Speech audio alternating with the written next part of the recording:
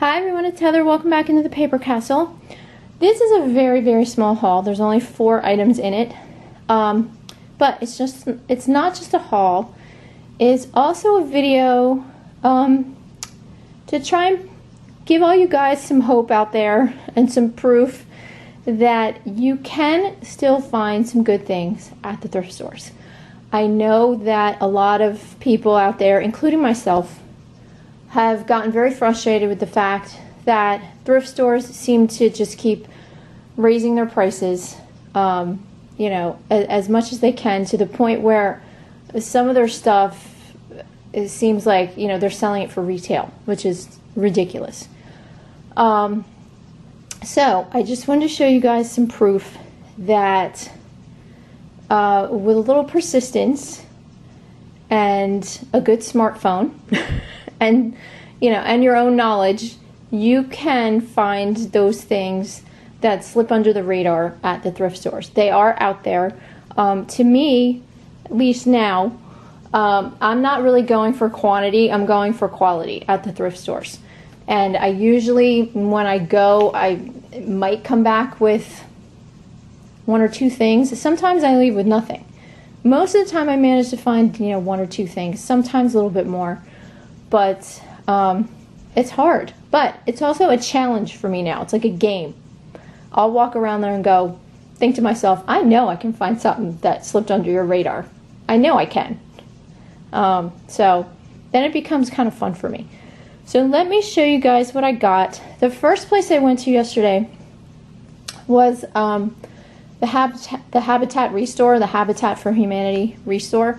Now, I knew we had gotten one of these a few months ago, about 20 minutes away from here, but I had no clue until I was on that Facebook group I recommended to you guys called Old Things Thrifters and Pickers, and I'll put the link for that down below.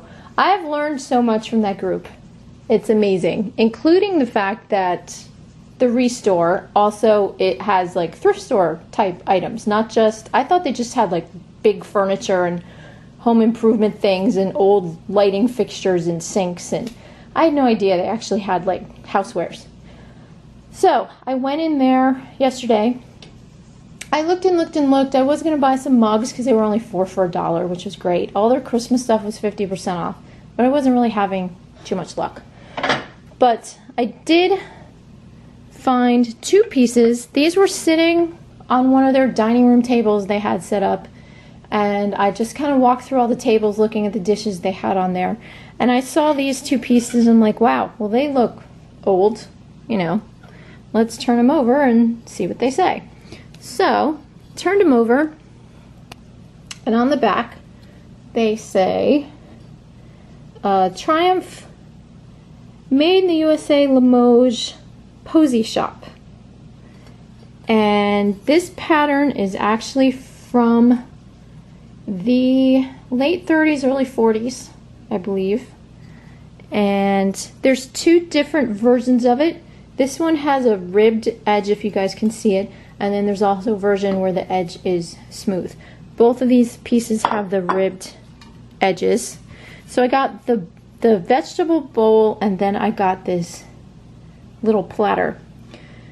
The reason I got these 2 pieces was because this platter recently sold on eBay for, I think, like $61, something like that, plus shipping.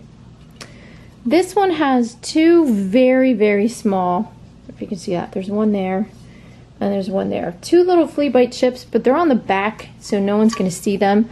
The top of it looks fantastic, except for a tiny little bit of wear right here on this red band. That's no big deal. So I got both of these pieces. They were a little pricey. They were $8 a piece. However, I figured, even with the chips, if I can make like 40 to 50 on this and maybe 25 to 30 on that, it's definitely worth it. So I picked up those 2 pieces. And then right down the street from there, like maybe a mile away, is the Goodwill that they just opened a year or 2 ago. Yeah, we used to have like nothing near us. Now we finally have a couple of places to go thrifting, thank goodness. So I walked in there, turned around, looked at the wall to see what the color of the week is. They no longer have color of the day even, it's color of the week. So I walked in and it said red. Like, okay, let me look for red stickers. But first I went down the aisle that has their office supplies, bath and beauty, their craft stuff, looking, of course, for cross-stitch kits or perfume. And on that shelf, or one of those shelves, I saw this. And it says, Enzo Milano SX Enzo Cool Screen Professional Hot Comb. I'm like, oh, okay. And saw the price, and it said $9.99. I said, okay, well, I don't know, because with all these hair care tools, you know, the prices can be all over the place. Obviously, if it's a Chi, you know, CHI, it can be worth, you know, anywhere from $35 to over $100, depending on what it is. Hot tools are also a good one, and there's a few others that, you know, are on the higher end of the scale. But I hadn't heard of this one before. So I ended up looking it up on my phone. And brand new, these things go for about 100 to 120, maybe even a little bit more. I was like, holy cow. So I was wondering why it was on that shelf, because it's, you know, in the box and everything. And usually if something's in the box, there's a whole nother aisle where they put all their brand new stuff, at least in my Goodwill. And they jack the price through the roof. And it's ridiculous. You can hardly find anything on that particular set of shelves. So I took it out of the box and realized that it was in fantastic shape. The directions are in here. It's perfect.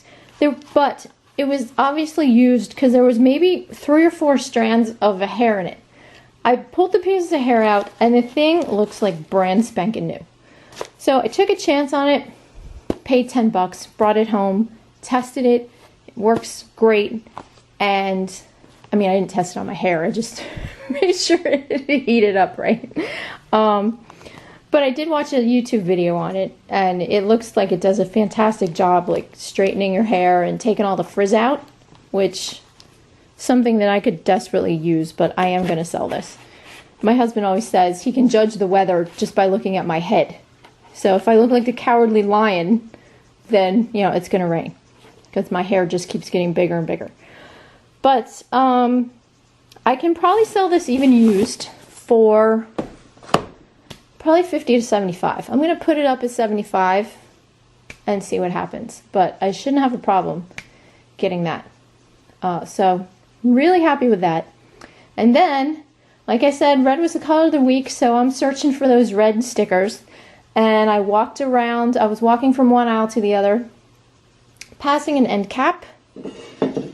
And I saw this beautiful little lady sitting on the end cap, and I went, oh, that's Fitz and Floyd. I know without even turning it over, it's Fitz and Floyd. So then, of course, I did turn it over, and it says Fitz and Floyd Classics. Now, she is a water pitcher, but it's kind of confusing because, like, her head doesn't come off or anything, so it's really difficult to clean this. So I'm thinking most people would just use this more as display than as a functional piece.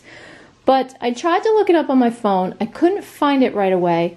But the price on it was $12.99.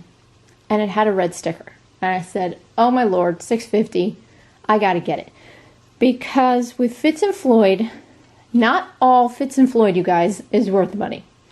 Probably the vast majority of it is only worth a few bucks. The pieces that you really want to look for are the big figural decorative pieces.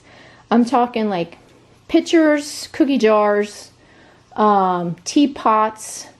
There are large centerpieces that they make that have no function at all. They just sit in the middle of your table. Soup tureens, things like that. Now, not all of those are worth tons of money, but you have a better shot, much better shot with a home run with those types of things than you do just with your normal, like, you know, little tchotchke plates and cups and stuff like that. But still, most Fitz and Floyd will make you a profit, just not as good as some of these things. So I picked it up for $6.50. I went to my car and I did a little more research in my car, and I did find out what this pattern was. This is from the Jolly Old Saint Nick pattern, and I did find a completed listing on her. This is Mrs. Claus carrying, I don't know, what is that, a figgy pudding or something? I guess. I don't understand the difference between English pudding and American pudding, which is like, you know, English pudding is like bread or cake. And we just have like pudding. It's so strange. Anyway.